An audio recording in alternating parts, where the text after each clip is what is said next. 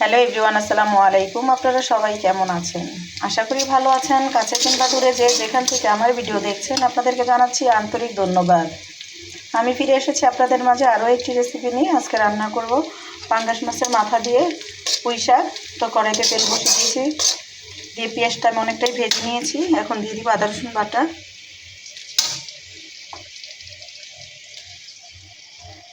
কিছুটা সময় ভেজে নিব।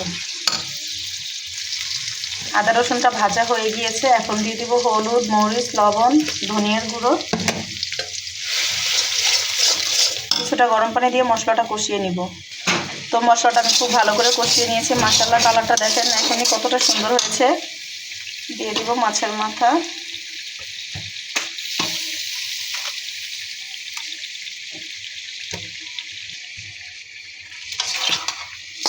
কিছুটা সময় কষিয়ে নিব। কষানো হয়ে গিয়েছে। এখন দিয়ে দিব শাক, পুঁই শাক আগে থেকে ধুয়ে কেটে পরিষ্কার করে রেখেছি।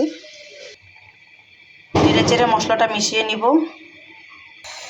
নেড়ে চেড়ে মিশিয়ে নিয়েছি। এখন ঢেকে দিব। অনেকটাই পানি উঠে গিয়েছে, আমি আর পানি দিব না। এই পানিতে সিদ্ধ হয়ে যাবে শাক আর মাছ। আরও কিছুটা সময় আমি ঢেকে দিব। হয়ে গিয়েছে দেখেন মাশাআল্লাহ কালারটা। এখন দিয়ে দিব ধনিয়া পাতা কুচি।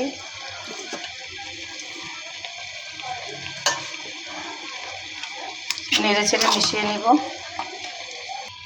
এই তো হয়ে গিয়েছে। তো যারা খেয়েছেন জানেন কতটা মজাদার হয়। যারা এখনও খাননি আমার ভালোবাসার আপুরা এইভাবে একবার ট্রাই করে দেখতে পারেন। মাশাআল্লাহ দেখেন শাকের কালারটাও কতটা সুন্দর হয়েছে, আর খেতেও খুবই মজাদার হয়। ভুল হলে ক্ষমার দৃষ্টিতে দেখবেন। তো এখন আমি পরিবেশন করব। তো মাশাআল্লাহ দেখেন ফাইনালি লুকটা কতটা সুন্দর হয়েছে, খেতেও খুবই মজাদার হয়েছে। আজকে এই পর্যন্তই। আল্লাহ হাফেজ।